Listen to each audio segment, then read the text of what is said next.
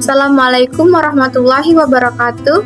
Yang saya hormati Bapak Ari Fernandes, MSI, selaku dosen pengampu mata kuliah Hukum Pajak dan teman-teman yang saya sayangi. Baiklah, di sini saya Erlin Tri Aprisyanita, NIM 13 2019-003, dan Nur Haliza Hanim akan menyampaikan materi tentang sumber-sumber penerimaan pajak. Baiklah, langsung saja di sini saya akan sedikit menjelaskan tentang yang pertama, yaitu saya melanjutkan materi dari Nur Haliza Hanim. Materi yang ketiga yaitu penerimaan negara dari penerimaan negara bukan pajak. Penjelasan pasal 2 ayat 2 Undang-Undang Dasar 1945 antara lain menegaskan bahwa segala tindakan yang mendapatkan beban kepada rakyat seperti pajak dan lain-lain harus ditetapkan dengan undang-undang, yaitu dengan persetujuan Dewan Perwakilan Rakyat. Oleh karena itu, penerimaan negara di luar penerimaan perpajakan yang menetapkan beban kepada rakyat juga harus didasarkan pada undang-undang. Ketentuan perundang-undangan sebagai landasan penyelenggaraan dan pengelolaan penerimaan negara bukan pajak atau PNBP yang berlaku selama ini meliputi berbagai ragam dan tingkatan peraturan sehingga belum sepenuhnya mencerminkan kepastian hukum. Banyak dan beragamnya bentuk peraturan juga mengakibatkan rumitnya dalam pengelolaan penerimaan negara bukan pajak. Oleh karena itu, sudah saatnya untuk membentuk undang-undang tentang penerimaan negara bukan pajak. Untuk itu, pada tahun 1997 diberlakukanlah Undang-Undang Nomor 20 Tahun 1997 tentang penerimaan negara bukan pajak atau PNBP. Dalam undang-undang ini terdapat 7 jenis penerimaan negara bukan pajak atau PNBP sebagai yang diatur dalam pasal Undang-Undang Nomor 20 Tahun 1997, yaitu pertama, penerimaan yang bersumber dari pengelolaan dan pemerintah yang terdiri dari penerimaan jasa giro, penerimaan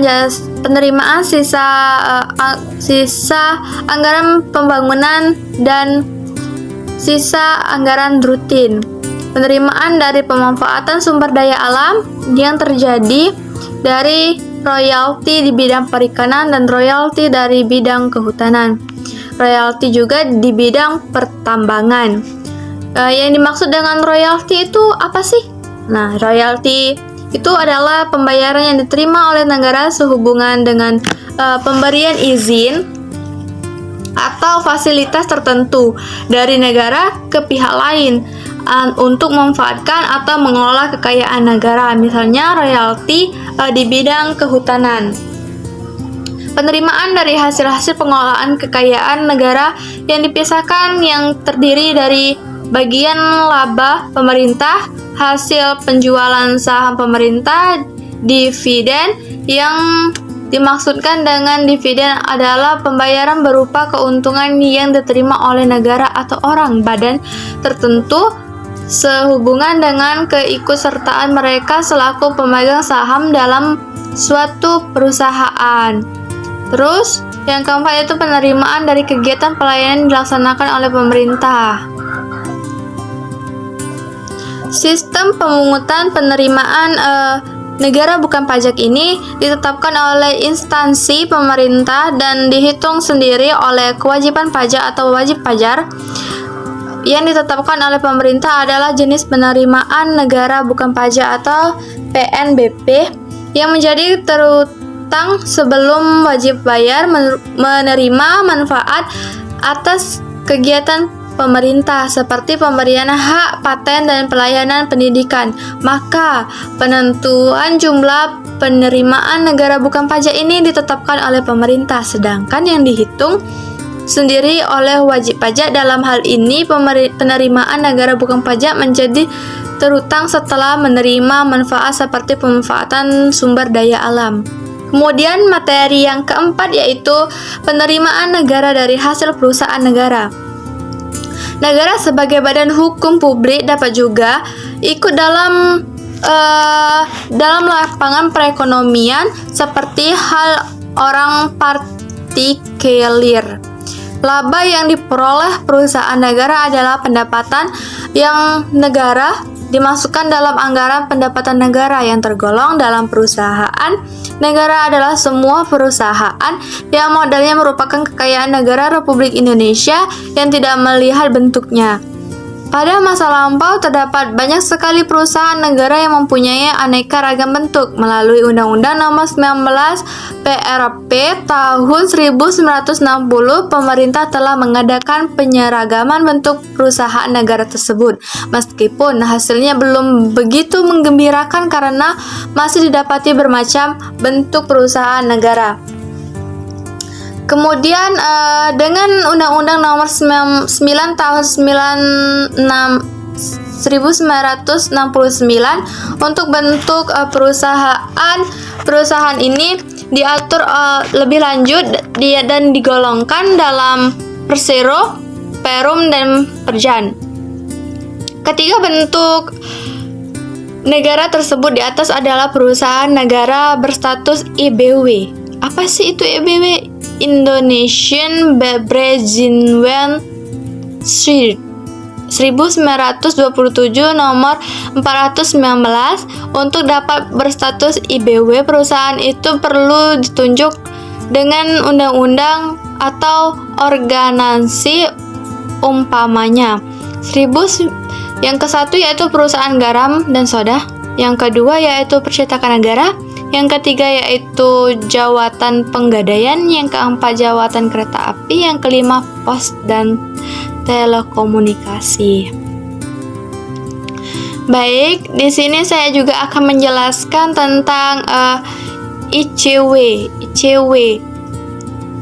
atau Indonesian Comptabilities West 1923 nomor 448 berlaku juga terhadap perusahaan IBW. Sepanjang IBW tidak memberikan ketentuan lain, perusahaan IBW ini diawasi oleh Departemen Keuangan, serta semua anggaran belanja perusahaan IBW dimasukkan dalam rencana anggaran pendapatan dan belanja negara RAPBN. Meskipun anggaran perusahaan IBW masuk dalam anggaran pendapatan belanja negara Republik Indonesia, namun soal keuangan memiliki kebebasan karena mengeluarkan uang yang tidak melalui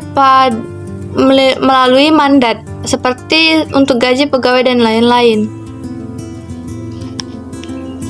Selain itu juga ada perusahaan negara yang berada dalam lapangan hukum perdata, yaitu yang berbentuk perseroan terbatas atau PT, yang saham-saham seluruhnya itu di tangan pemerintah atau departemen bersangkutan. IBW atau maupun ICW tadi tidak berlaku terhadapnya, dan kehidupan perusahaan tersebut diatur oleh anggaran dasar masing-masing. Kemudian di sini saya akan menjelaskan materi yang terakhir, yaitu penerimaan negara dari sumber-sumber lain. Yang termasuk dari sumber-sumber lain itu apa sih? Ini nih yang ada. Yang pertama yaitu pencetakan uang, yang kedua yaitu pinjaman negara. Pencetakan uang ini sebagai sumber-sumber lain dari penerimaan negara oleh beberapa negara sering dilakukan.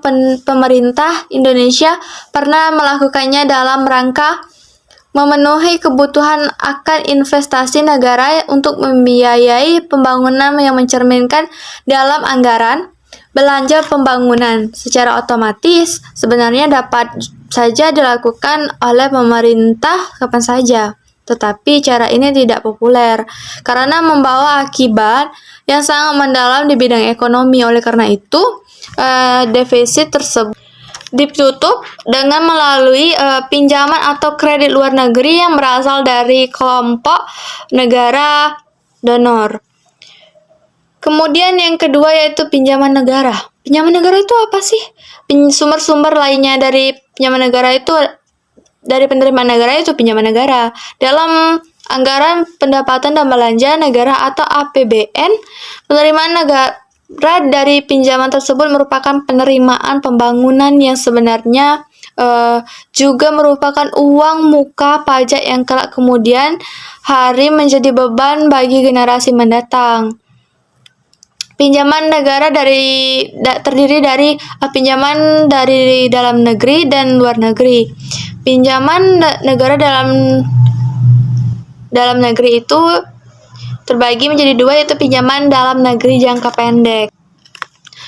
Jangka pendek ini dengan cara pembentukan uang muka oleh Bank Indonesia kepada pemerintah sebelum penerimaan negara masuk kas negara. Pinjaman dalam negeri jangka panjang dilaksanakan dengan menerbitkan uang kertas berharga obligasi berjangka waktu. Penjualan obligasi berjangka waktu ini ditujukan kepada seluruh masyarakat dan hasil penjualannya digunakan untuk membiayai pembangunan. Kemudian pinjaman negara dari luar negeri. Pinjaman negara dalam luar negeri ini pada umumnya berjangka panjang. Sifatnya pinjaman luar negeri hanya merupakan faktor pelengkap dan tidak mempunyai komitmen yang dengan masalah politik dan ideologi. Pinjaman luar negeri ini terdiri dari dua macam, yaitu bantuan program. Apa sih bantuan program ini? Bantuan program yaitu bantuan keuangan yang diterima dari luar negeri yang berupa devisa kredit. Terus bantuan proyek itu yaitu bantuan kredit yang diterima pemerintah dari negara donor berupa peralatan dan mesin-mesin untuk membangun proyek tertentu seperti proyek tenaga listrik, jembatan, dan lain sebagainya. Mungkin teman-teman itu saja yang bisa saya sampaikan. Mohon maaf bila ada penyampaian saya sepanjang materi yang tidak jelas atau kata-kata saya sedikit berbelit. Saya mohon maaf, kepada Allah kita sama-sama mohon ampun. Akhirul kalam, wassalamualaikum warahmatullahi wabarakatuh. Dadah teman-teman, see you.